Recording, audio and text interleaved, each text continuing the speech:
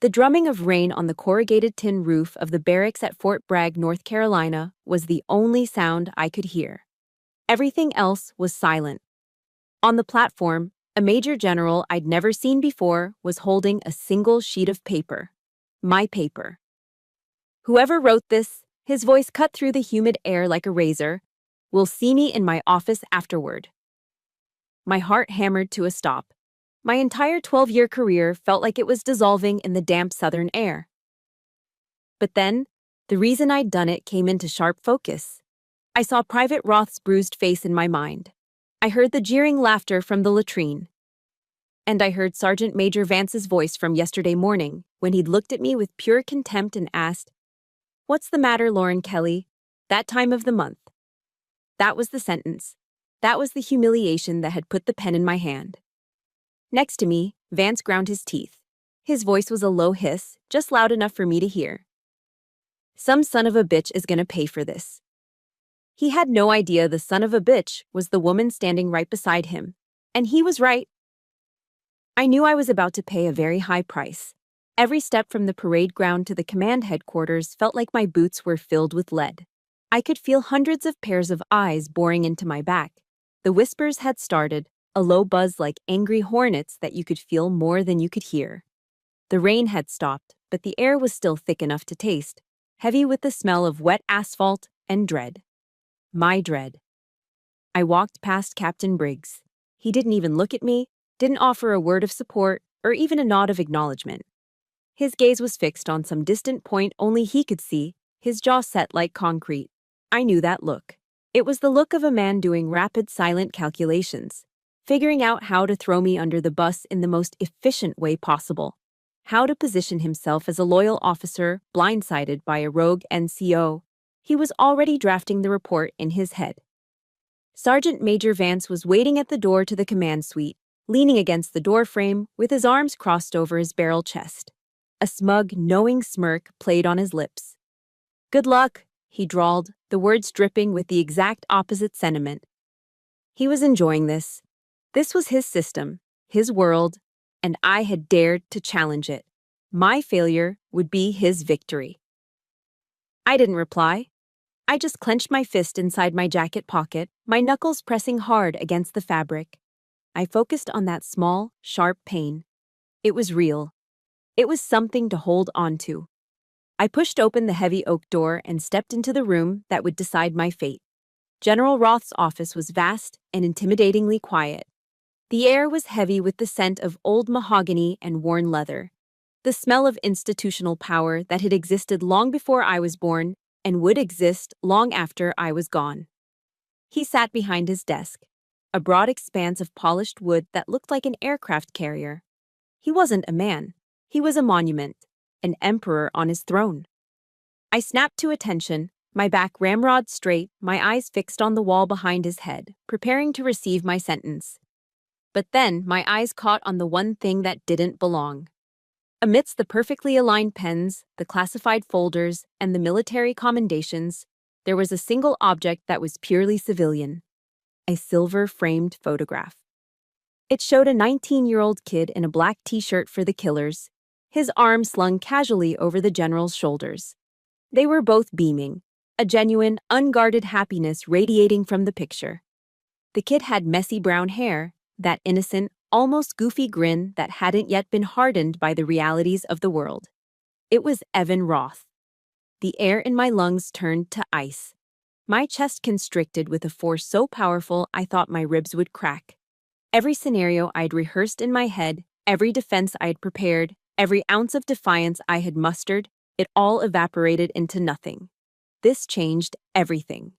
This was a complication I could never have imagined. The general gestured to the chair in front of his desk. "Sit down, Sergeant." His voice was flat, devoid of any emotion. It wasn't angry. It wasn't kind. It was just empty. It was the voice of a man about to perform a necessary, unpleasant task. I sat, my movements stiff and mechanical. My mind was racing, trying to piece together this impossible puzzle. "You wrote the letter," he said. It wasn't a question. It was a statement of fact. I could only nod. "Yes, sir." You bypassed your entire chain of command, Sergeant. You went over the heads of your Sergeant Major and your captain. You know the protocol. Why? This was it, the moment of truth. My training screamed at me to be deferential, to apologize, to explain my lapse in judgment. But my conscience, the part of me that still remembered the terrified look in Evan's eyes, wouldn't let me. My eyes flicked from the picture of the smiling boy to the unreadable face of his father. I took a breath. Because, sir, with all due respect, the chain of command is part of the problem. The words hung in the silent room, a declaration of war. I watched Sergeant Major Vance look the other way. I heard Captain Briggs say he didn't want the paperwork hassle over a sensitive new private. Reporting to them, sir, would have been like reporting to that wall. The system is protecting itself, not its soldiers. I had laid it all on the line. My career, my pension, my entire identity as a soldier who believed in the uniform. It was all riding on that one honest answer. I expected rage. I expected to be dressed down, to be verbally torn to shreds for my insubordination. Instead of fury, General Roth just gave a slow, almost imperceptible nod. A flicker of profound sadness crossed his eyes, a deep, weary sorrow that seemed to age him 10 years in a single second. He was my son, Sergeant. 3 words that tilted my world on its axis. My carefully constructed reality, where generals were judges and privates were victims, shattered into a million pieces. He was here under an assumed name, the general continued, his voice low and heavy. As part of an internal morale assessment I initiated myself. No one knew, not even your colonel. I was tired of polished reports and convenient statistics. I wanted to see the truth of what was happening to our youngest soldiers on the ground. And you? He paused, his eyes locking onto mine, a new intensity burning in them. Were the only one who showed it to me. He picked up my letter from his desk, holding it not like a piece of evidence, but like something precious. You saved him from something worse, Sergeant. Far worse. You did the right thing. A wave of relief so powerful it almost made me dizzy washed over me. But it vanished as quickly as it came, replaced by a cold dread when he spoke his next words. But you've also kicked a hornet's nest. Your fight isn't with me. He leaned forward, his voice dropping to a serious, almost dangerous tone. It has only just begun. The general's final words hung in the air long after I'd left his office. It has only just begun. I didn't fully understand what he meant then, but it didn't take long to find out. News of my private meeting with General Roth spread through the base faster than a wildfire.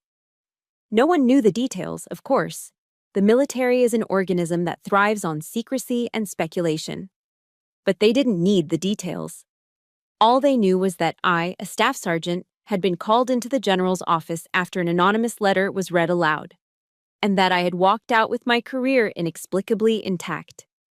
In their eyes, I had broken the golden rule. What goes on in the house, stays in the house. I was a snitch. The atmosphere changed overnight. It wasn't loud or aggressive.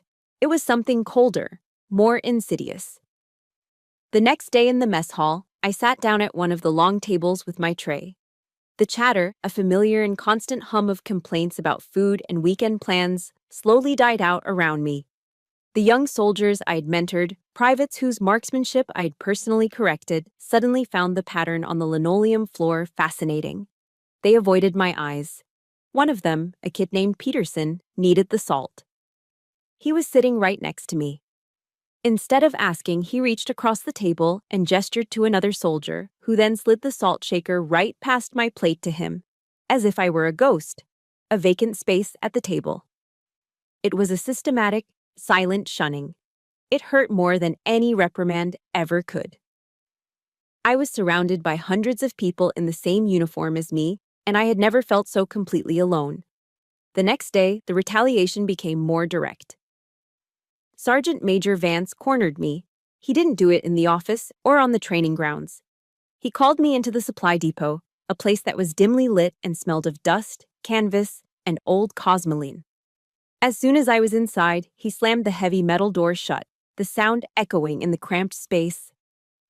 "Think you're smart, don't you, Kelly?" he hissed. He stepped so close I could feel the heat coming off him, his breath a foul mix of stale coffee and cigarettes. Think you're special because you got the general's attention? I stood my ground, my posture locked at parade rest.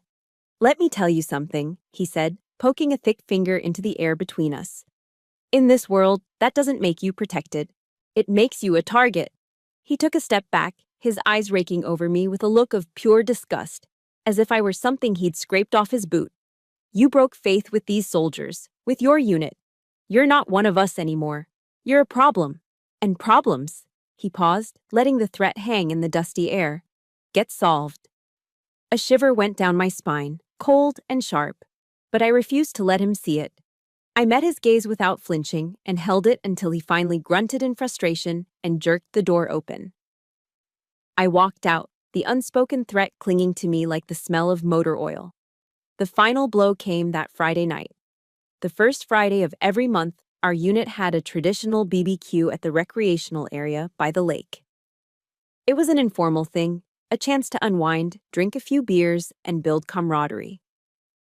I was always there, usually the one flipping burgers on the grill, trading stories with the younger guys. But this week, no one told me about it. The email chain, the casual mentions in the hallway. I was left out of all of them. I only found out by accident when I was walking back from the motor pool and saw the twinkling string lights through the trees. I heard the familiar sound of a country rock playlist blasting from a portable speaker and the eruption of laughter. I stood in the shadows, hidden by a line of pine trees. I saw Captain Briggs, a bottle of Budweiser in his hand, laughing as he clapped Vance on the shoulder. I saw soldiers from my own platoon playing a sloppy game of volleyball under the floodlights. Not a single person looked my way. It was as if I had been surgically removed from the family photo.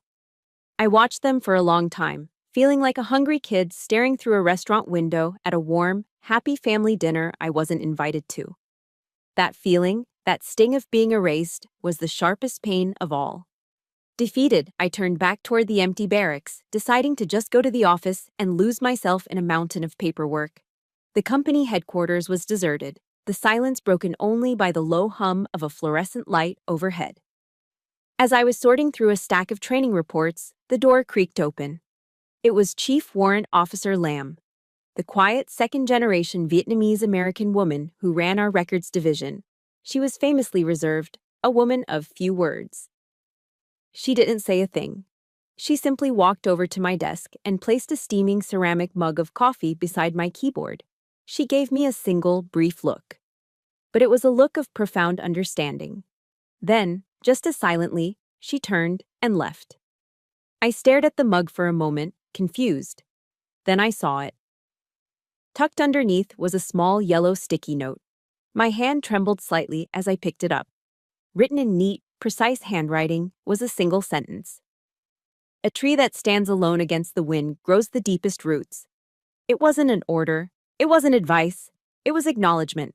And in the crushing loneliness of that night, it was everything I needed.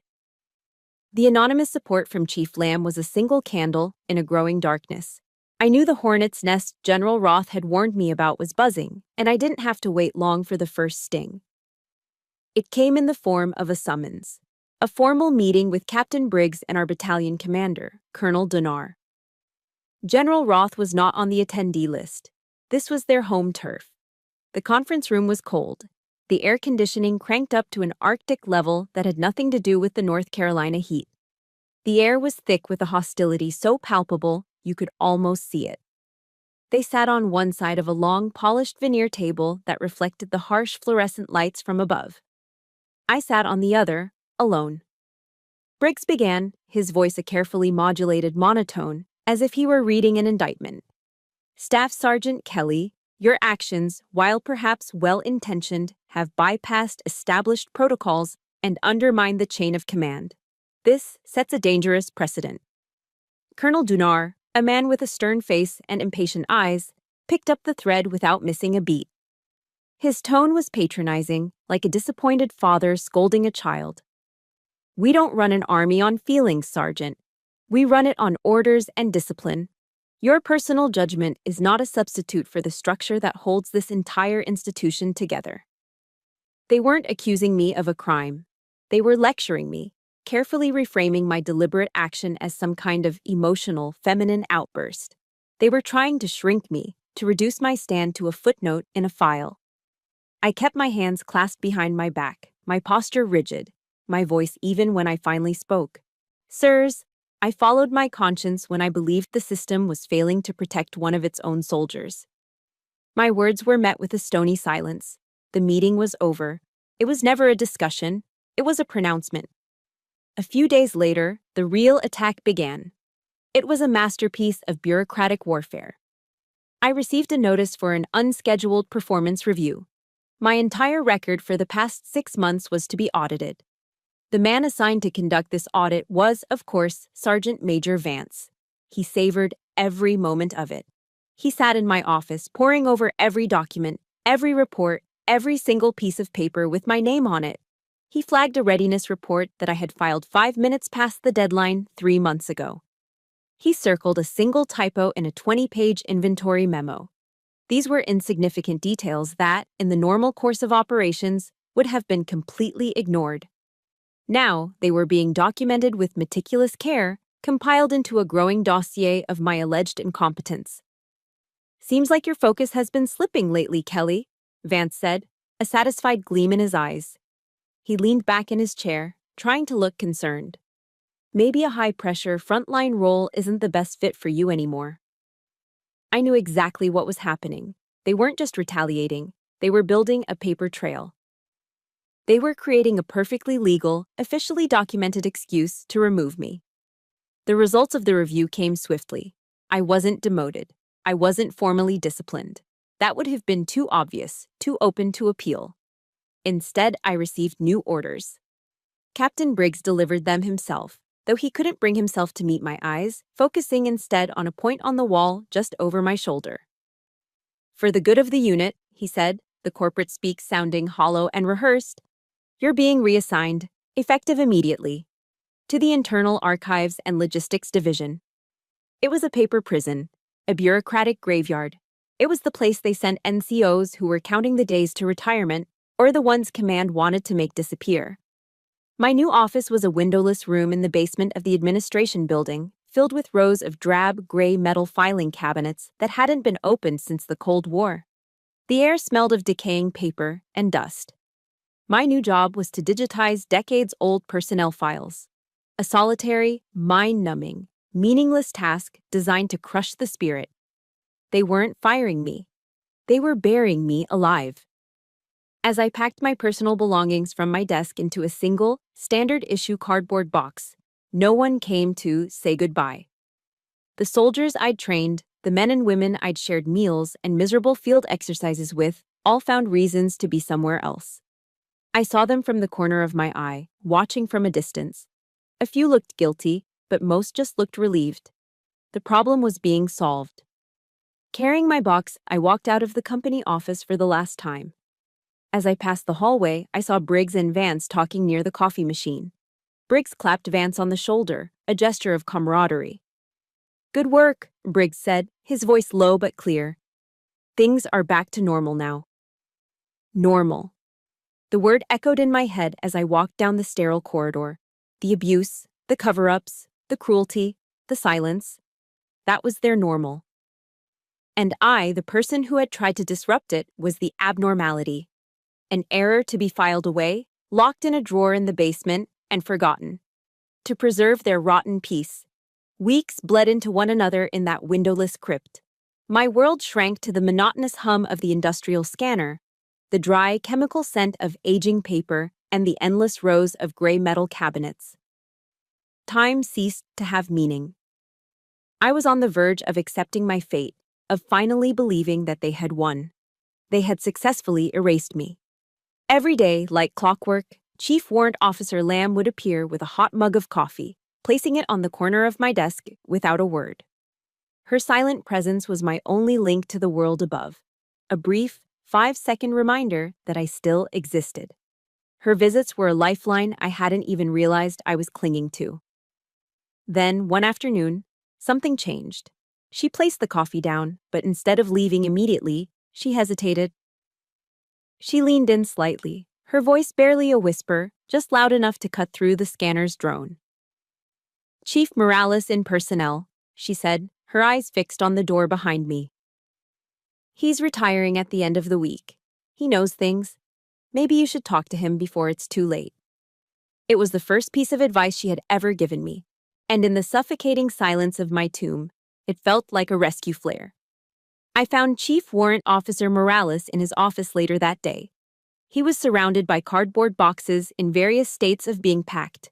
Trophies were wrapped in newspaper, framed photos were stacked neatly on his desk, and a half-empty bottle of bourbon sat beside a coffee mug. He was a man in his late 50s with kind, tired eyes that had seen too much bureaucracy, too many secrets. When I introduced myself, a long, weary sigh escaped his lips. "I know who you are, Sergeant," he said, not unkindly.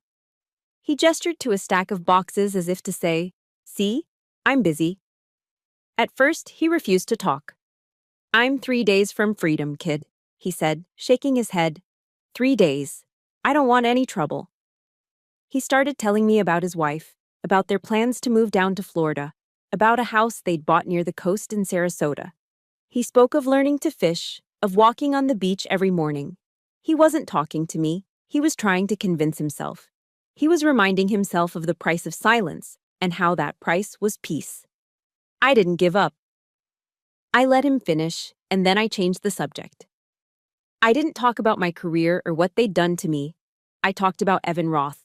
I described the bruises I'd seen on his face, the quiet terror in the kid's eyes that he tried so hard to hide.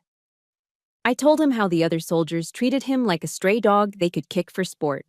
Then I looked him straight in the eye. "Do you have a son, sir?" The question landed in the quiet room with the force of a physical blow. It seemed to find a crack in his armor. He went silent for a long time, his hands frozen over a half-packed box. He turned his head and stared out the window at nothing in particular. "I do," he finally said, his voice raspy with an emotion he'd kept buried for years. "He served too. Went to Afghanistan." He swallowed hard. He saw things he shouldn't have. And the people in charge, they didn't listen. He turned back to me, and for the first time, I saw past the tired bureaucrat. I saw a father. He never really came back, not all of him. The silence that followed was heavy with unspoken stories. I could see the war raging behind his eyes, the carefully constructed peace of his retirement versus the nagging, biting guilt of his conscience. Finally, he let out a shuddering breath, a sound of surrender, as if a weight he'd been carrying for years had finally become too heavy to bear. "All right," he said softly. "All right." He walked over to a tall gray filing cabinet in the corner, one that was locked with a separate, non-standard padlock. He pulled a key from his personal keychain and opened it. The inside was almost empty, except for a single, thin folder. It was bright red. "These are the things that never make it into the official system," he explained, his voice low and conspiratorial. "The off-the-books complaints. The verbal reports that Captain Briggs ordered to be handled internally." He pulled the red folder out and laid it on his desk. Roth's name wasn't the first one. He opened it and pulled out a single sheet of paper. It was a typed summary of a verbal complaint from another private, dated 6 months before Evan Roth had even arrived at Fort Bragg. It detailed the same kind of harassment, the same systematic bullying, by the same 2 specialists. "Briggs buried this," Morales said, his finger tapping the paper. "He knew. Vance knew. They knew this was happening long before your private ever showed up. They let it continue." He walked over to the copy machine, made a copy of the document, and walked back to me. He held it out. "Here," he said, his voice firm now. The weariness replaced by a spark of defiance. "Go do the right thing. The thing I wasn't brave enough to do." The copy of the complaint Chief Morales had given me was a bomb. But it was a bomb without a detonator. To truly bring the whole rotten structure down, I needed the original. I needed the red file itself. I knew it had to be somewhere in Captain Briggs's office, locked away in his filing cabinet. The question was, how could I possibly get to it? The answer once again came from the quiet wisdom of Chief Warrant Officer Lamb. The next morning, during her silent coffee delivery to my basement prison, she spoke. "The security camera in the command hallway has a blind spot," she said, her eyes never leaving the computer monitor she was pretending to inspect on a nearby desk. "Right in the corner, by the support pillar. The wiring's been faulty for years, but no one ever bothered to put in a work order."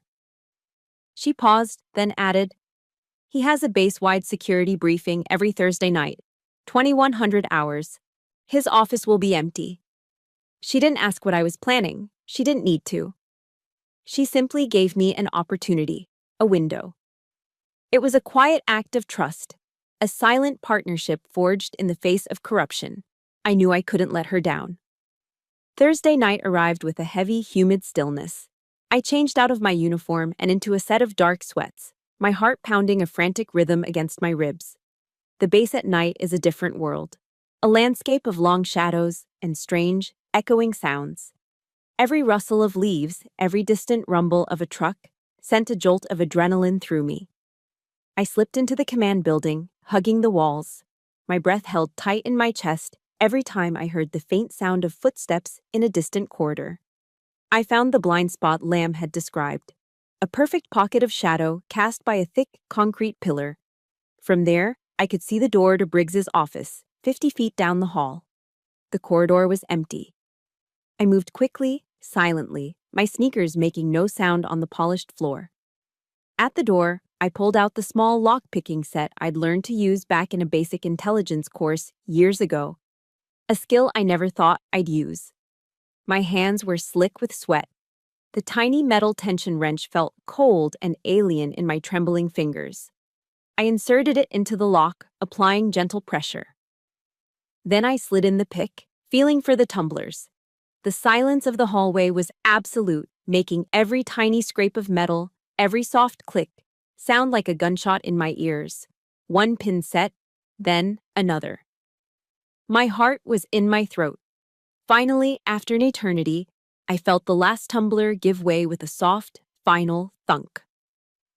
The lock was open. I slipped inside, closing the door gently behind me, and was plunged into near-total darkness. The only light, a faint glow from the parking lot lights outside his window. The room smelled of cheap, pine-scented air freshener, a cloying attempt to cover up the staleness of the office. Briggs's office was unnervingly neat, a sign of a man who valued appearance over substance. I didn't waste time. I went straight to the gray 4-drawer filing cabinet against the far wall. The label on the second drawer read, "Personnel Complaints, Resolved." My hand shook as I pulled the handle. The drawer slid open with a low, metallic groan that seemed to scream through the silent office. I thumbed through the manila folders, my eyes scanning the labels. And then I saw it. Tucked in the very back, just as Morales had described. A single folder made of bright red cardstock. I lifted it out. My breath hitched.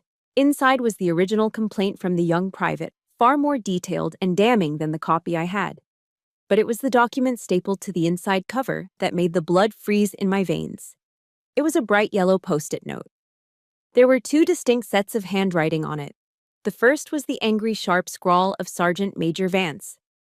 "Briggs, take care of this. Don't let it go upstairs." And directly below it, in Captain Briggs's neat, precise cursive, "Handled, file for long-term storage." Followed by his signature, "Long-term storage." It was Army code, a euphemism for, bury this so deep it never sees the light of day again. They hadn't just ignored it. They hadn't just dismissed it. They had actively, knowingly conspired to conceal it. They knew. They knew about the abuse long before Evan Roth ever set foot on this base. And they let it continue. They chose their clean records over the safety of a soldier they were sworn to protect. An icy coldness spread through my veins, but it wasn't fear anymore. It was rage, a pure, clean, clarifying anger that burned away every last trace of doubt and hesitation. I pulled out my phone. The darkness of the office was shattered by the sharp, repeating flash as I took pictures of every page, every signature, every damning word on that yellow note. The flash illuminated the tiny dust particles dancing in the air, like the first stirrings of a coming storm. I had it. I had everything I needed. The silent war of whispers and shadows was over. It was time for the confrontation. The email from General Roth's office landed with the quiet authority of a court summons the next morning. It announced an emergency meeting for 900 hours. The subject line, a masterpiece of bureaucratic camouflage. Review of complaint processing procedures. It was the perfect trap, an invitation so mundane, so steeped in the language of administrative drudgery that no one could possibly refuse. By the general's direct order, I was in the conference room 15 minutes early. I stood in the corner, a silent sentinel in a cold, sterile room that smelled of industrial carpet cleaner and weak coffee. I watched the second hand on the wall clock sweep its unforgiving circle, each tick a hammer blow counting down to the moment of reckoning. I was not the same woman who had trembled before this command structure weeks ago. The fear was gone, burned away by the white-hot rage of a truth I now held in my hand. At 8:58, they began to arrive. Colonel Dunar entered first, his face a mask of stern impatience. He was followed by Captain Briggs, who walked with a self-important stride, his leather satchel swinging at his side. He was a man who believed he was on his way up. Sergeant Major Vance was last, sauntering in with a confident swagger, a smug smirk already playing on his lips as he prepared to endure another pointless staff meeting. Then they saw me. The shift in the atmosphere was instantaneous and absolute. Vance's smirk didn't just vanish, it froze, cracked, and fell from his face. Briggs's forward momentum stalled, and he stopped so abruptly that Dunar almost bumped into him. His eyes, wide with alarm, darted from me to the empty chair at the head of the table and back again. He knew instinctively that he had just walked into an ambush. General Roth was the last to enter. He didn't slam the door, but he closed it with a quiet, deliberate click that sealed the room, turning it from a conference room into a cage.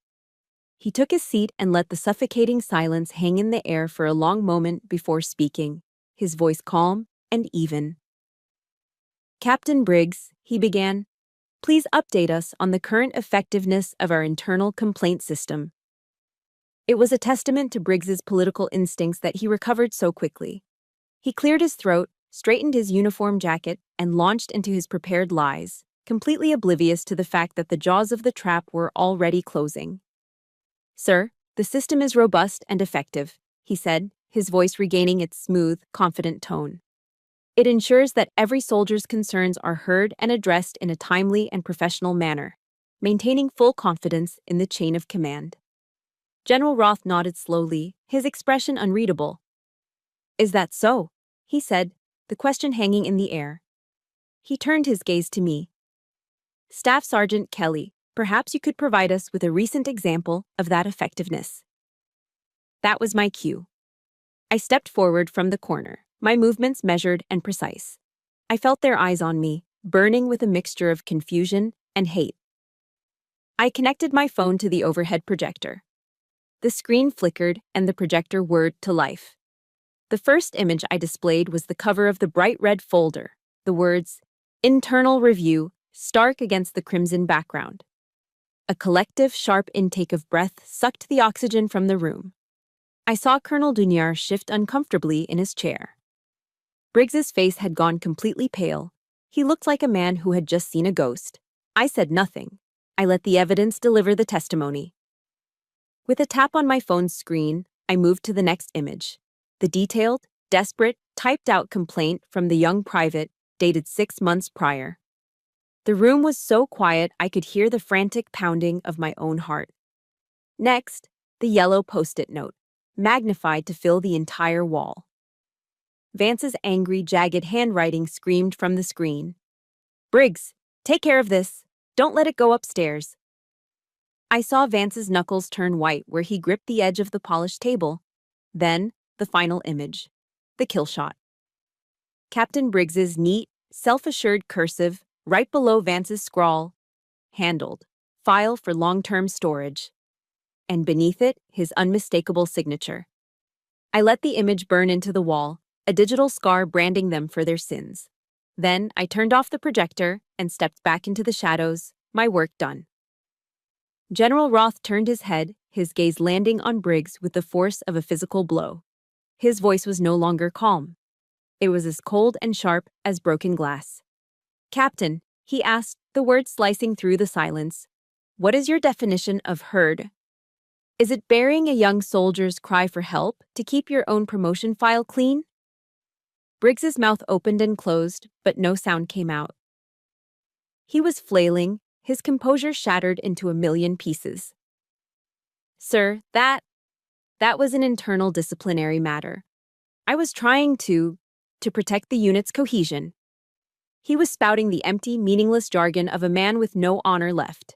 Vance remained silent, his face a mask of crimson rage and pure, uncut humiliation. He had been outmaneuvered, exposed, and he had no one to blame but himself. Enough, General Roth commanded. His voice wasn't a shout, but it had the force of a thunderclap, silencing Briggs instantly. He stood up, his chair scraping back harshly, and began to pace slowly behind the three officers, his presence a looming storm.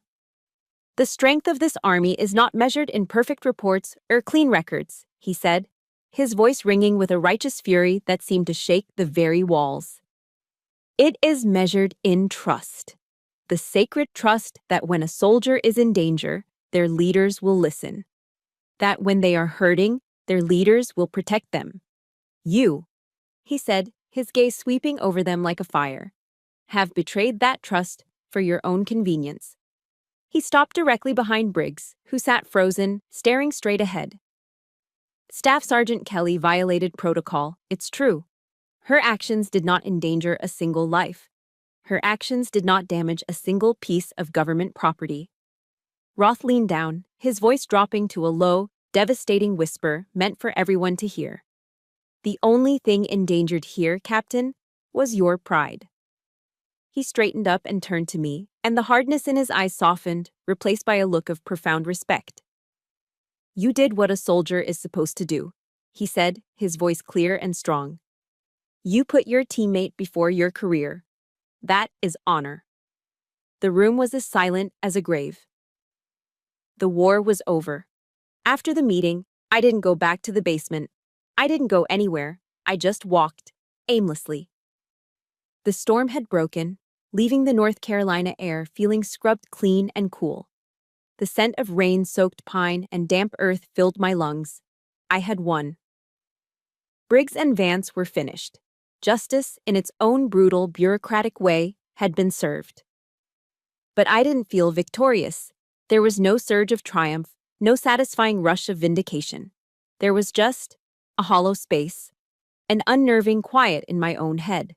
The anger, the fear, the white-hot determination, the fuel that had propelled me forward for weeks, had all burned away. All that was left was ash. The war was over, and I suddenly didn't know who I was without an enemy to fight. My entire adult life had been defined by two things. First, serving the system, and then fighting it. Now, both crusades were finished. The silence that remained was deafening. I got in my car and drove, the motions automatic. I ended up in downtown Fayetteville at the Airborne and Special Operations Museum. I paid my admission and wandered through the halls, a ghost among ghosts. I walked past displays of dusty green uniforms, of silk parachutes hanging like specters from the ceiling, of handwritten letters sent home from forgotten wars. I stopped in front of the black and white photographs, staring into the young, determined faces of men from World War II, from Korea, from Vietnam. They had believed in it too. In the honor of the uniform, in the loyalty of the chain of command, in the fundamental rightness of the system they served. They had trusted it with their lives. How many of them had been betrayed, not by an enemy bullet, but by the quiet indifference of the man standing next to him? How many stories like Evan Roth's had been buried in silence, lost to time, with no one to write a letter, no general to intervene? A profound sadness washed over me, a sorrow that was bigger than my own story. It was for them. For all the soldiers who had suffered in silence, for all the ones who never had a General Roth to have their back. I had been one of the lucky ones. I found a quiet bench in the Vietnam exhibit and sat down, the weight of the last few weeks finally crashing down on me. I was exhausted, not just in body, but in my soul. I closed my eyes and my phone buzzed in my pocket. A blocked number. My first instinct was to ignore it, to let the world and all its demands just fade away. But something made me answer. Hello? Staff Sergeant Kelly? The voice was hesitant, both familiar and strange. It had lost the frightened edge I remembered. It's Evan. My eyes snapped open. I sat up straight. Evan, are you all right? Where are you? I'm okay, Sergeant. I'm on a bus. They've reassigned me. I'm on my way to officer candidate school. He paused and I could hear the rumble of the road through the phone. He was calling to say one thing.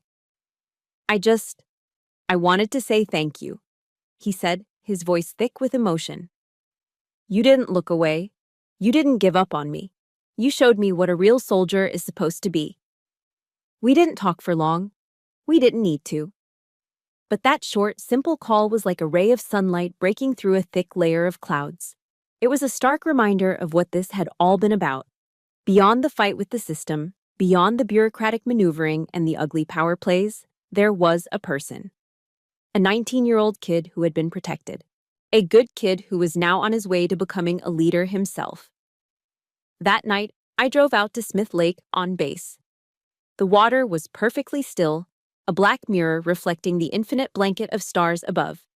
The air was cool and quiet.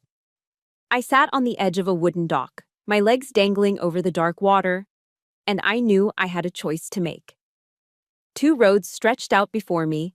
I could put in my papers, leave the Army, and take my 20-year retirement a few years early. I could walk away with the bitterness and disillusionment, find a quiet life back in Ohio, and try to forget. Or I could stay. I could stay and try to turn this small, bloody victory into something meaningful. I could try to be the kind of leader the Army needed, the kind I had so rarely seen. I thought of the note from Chief Lamb. I thought of the gratitude in Evan's voice. Small things, quiet acts of courage and decency that had kept me going when everything seemed lost. It's funny how, in our darkest moments, it's never the grand speeches that save us. It's a cup of coffee, a quiet word, a phone call from a kid on a bus. It makes me wonder about you, the person listening to my story right now. Think about a time you felt completely alone, like you were fighting a battle no one else could see. Who was your Evan or your Chief Lamb? If you feel comfortable, please support this story with a like, and comment below with just one word that describes the person who gave you the strength to keep going. A name, a title, like mom, friend, or mentor. Let's fill the comments with a reminder of the quiet heroes in our own lives. I thought of a verse from the Bible my grandmother used to recite whenever I was scared as a little girl. Psalm 23. I'm not a religious person, not really, but her voice came back to me as clear as if she were sitting right there beside me on the dock. Yea, though I walk through the valley of the shadow of death, I will fear no evil, for thou art with me. I had walked through that valley, and I realized I hadn't been alone. I took a deep breath of the cool night air. I would stay, not for the system, not for the uniform, but for the soldiers like Evan, and for the quiet heroes like Chief Lamb. My fight was just beginning. A few days after my decision at the lake, I received a call. It wasn't a summons barked over the phone by a sergeant. It was from the general's aide-de-camp, and his tone was polite, almost formal. It wasn't an order, it was an invitation. General Roth was inviting me to his home for dinner that Saturday. I was stunned into silence for a moment. A two-star general inviting a staff sergeant to his private home for dinner was almost unheard of. It was a breach of every unwritten rule of military protocol that separated the enlisted from the officer corps. My first instinct, born of 12 years of ingrained deference, was to find a polite excuse to decline. But then I realized this wasn't about rank. This wasn't a general summoning a subordinate. This was something else entirely. This was personal. I'd be honored, sir, I found myself saying. General Roth's house was miles away from the rigid, imposing architecture of Fort Bragg. It was a single-story ranch house on a quiet, tree-lined street in a peaceful suburb. The kind of place you'd see in a movie about small-town America. It had a neatly mown lawn, a flower garden bursting with late summer blooms, and a classic wooden porch swing. It was a home, not a headquarters. The general himself opened the door. He was wearing jeans and a simple blue polo shirt. He looked like someone's dad, not the commanding officer of thousands of soldiers. The weight of his rank seemed to have been left at the office. "Kelly," he said with a small, genuine smile. "Glad you could make it. Come on in." His wife, a woman with a warm, kind face and gentle eyes, greeted me in the entryway. She took my hand in both of hers. "Lauren," she said, using my first name. "Thank you for what you did for our Evan." "Thank you." Her sincerity was so overwhelming I could only manage a quiet, "Of course, ma'am." Dinner was a relaxed, comfortable affair. We sat around a simple wooden dining table, and they served pot roast with potatoes and carrots, a classic, comforting American meal that felt a world away from the mess hall. We didn't talk about Briggs, or Vance, or the investigation. We talked about Ohio, where I was from. We talked about baseball. He was a long-suffering Cleveland Indians fan, and I ribbed him about my Cincinnati Reds. We talked about the meals my mother used to make. For the first time in months, sitting in that warm, softly lit dining room, surrounded by the gentle sounds of a family home, I felt like I could finally breathe. The armor I'd been wearing for so long, the constant state of high alert, began to melt away. After dinner, the general and I sat out on the back porch, sipping iced tea as crickets chirped in the twilight. His wife had left us, giving us space. For a long time, we just sat in comfortable silence, looking out at the dark silhouette of the trees in his backyard. "I was wrong, Kelly," he finally said, his voice low and contemplative. "I got too far from the ground. I was up in the stratosphere, reading reports, listening to my officers, and I let myself believe that everything was fine." He sighed, a heavy sound filled with regret. "I should have seen the rot sooner. Evan." He opened my eyes, "And so did you." He turned to look at me, and in the dim porch light, I saw that the general was gone. In his place was a father, his eyes filled with a gratitude that humbled me. "You reminded me of a truth I'd forgotten," he said. "That sometimes the lowest-ranking soldier on the line has a stronger moral compass than my entire command staff." He let that sink in before he continued. "Briggs has been relieved of command," he said, the words matter of fact. "Vance is facing a full-blown internal investigation. He's finished, but removing a few bad apples isn't enough. We have to fix the tree itself." He reached over to a small side table and picked up a blue folder, handing it to me. On the cover, in bold letters, were the words, "Project Samaritan, a proposal for a direct integrity reporting channel." My heart began to beat a little faster. "This is my idea," he said, "but an idea is useless without the right person to lead it. I need someone who understands the problem from the inside out, someone who's seen the system fail and has the courage to make it right, someone the soldiers will actually trust." He looked at me, his gaze steady and clear. "I want that person to be you." I stared at the folder in my hands, then back at him, speechless. This wasn't just a promotion. This wasn't a reward.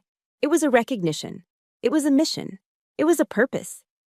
In that quiet moment on that peaceful back porch, with the scent of freshly cut grass in the air, I knew I had found my reason to stay.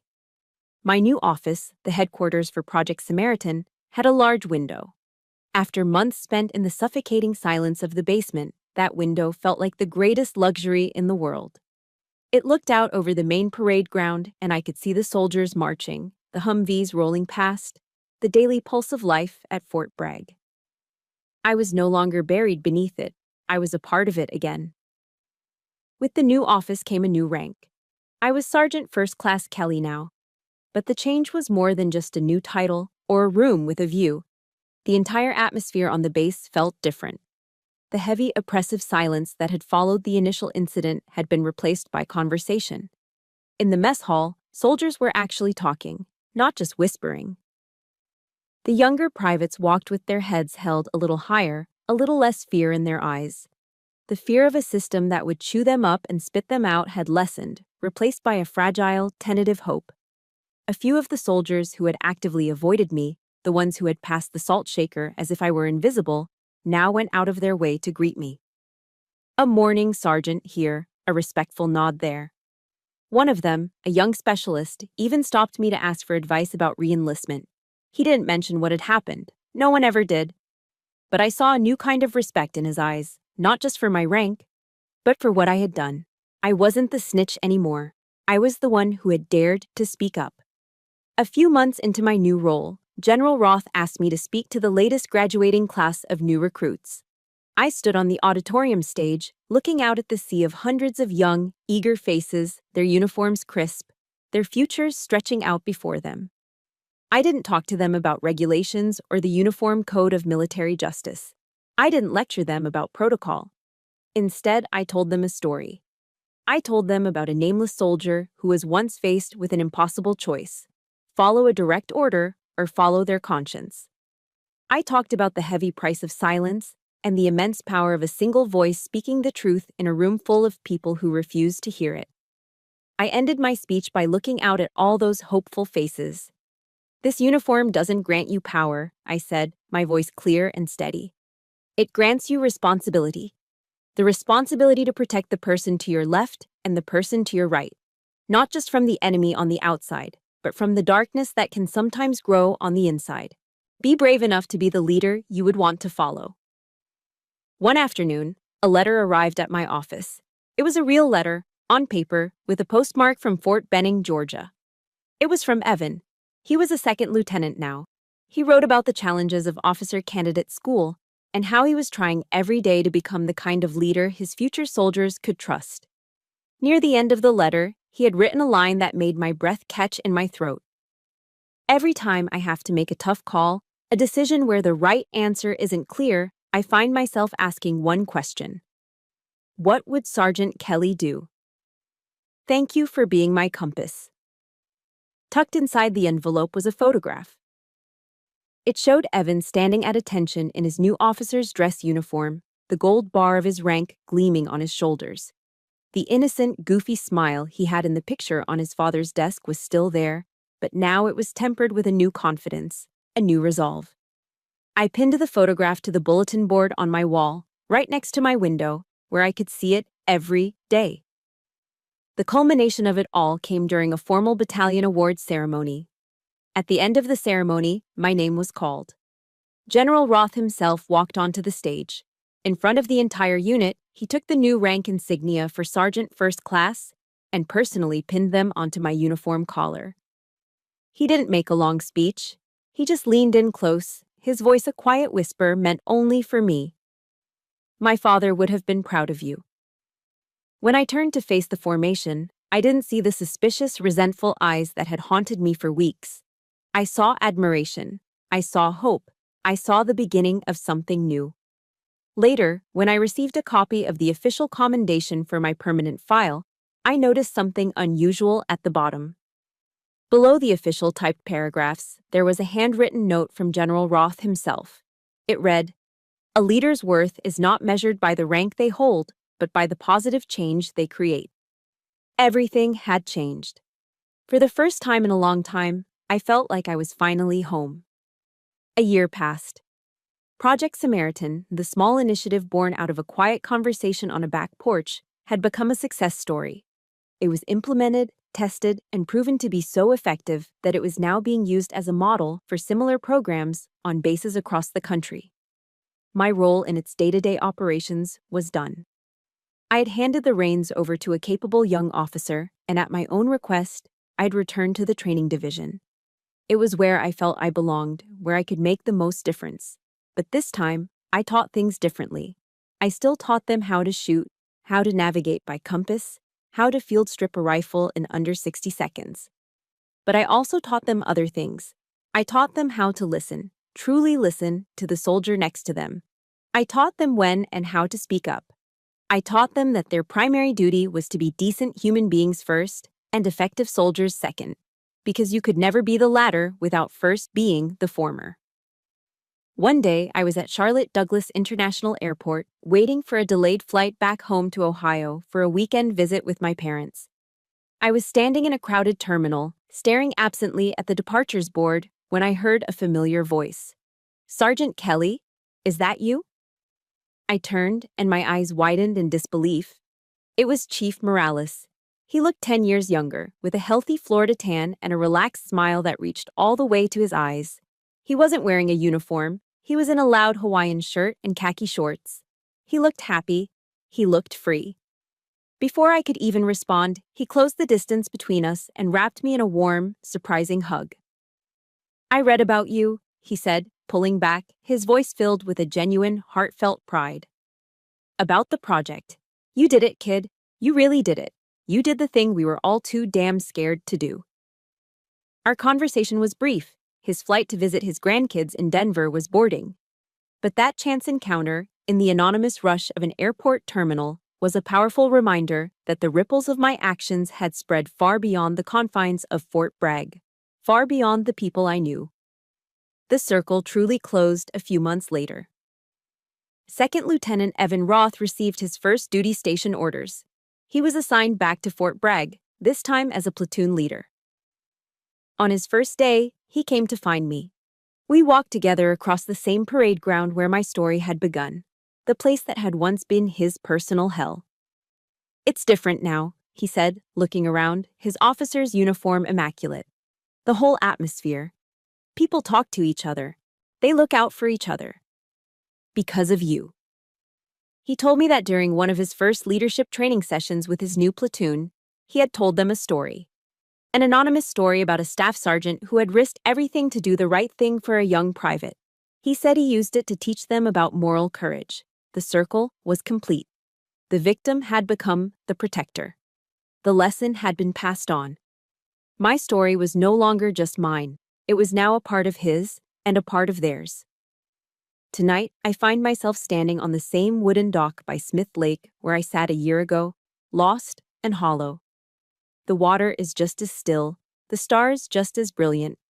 The scene is identical, but the feeling could not be more different. The emptiness is gone, replaced by a deep and profound sense of peace. I don't feel like a hero. I feel like a soldier who simply tried to do the right thing and then tried to do the next right thing after that. Looking back, I realize that true honor isn't found in a perfect service record or in blind obedience to the chain of command. Honor is the quiet, stubborn courage to stand up for what's right, especially when it means you have to stand alone. I think about Evan, now leading his own soldiers. I think about General Roth, a good man who was brave enough to admit he was wrong. I think about Chief Lamb and her quiet strength, and Chief Morales and his last-minute act of courage. I think of all the silent, unseen soldiers whose voices I was privileged to represent. And standing here, under the vast, quiet sky, I finally understand the ultimate truth of my journey. Sometimes it's not we who save the story. It's the story that saves us. And that's where my story finds its peace. Thank you for walking this path with me. I learned that one person's story, one person's courage, can become a source of strength for another. Perhaps yours can too. If my journey has moved you, please consider sharing it with someone in your life who might be fighting their own silent battle, someone who needs to be reminded that their voice matters. To help the Chosen Revenge channel continue its mission of bringing meaningful stories to light, your support makes all the difference. Please like this story, subscribe for more, and thank you for listening.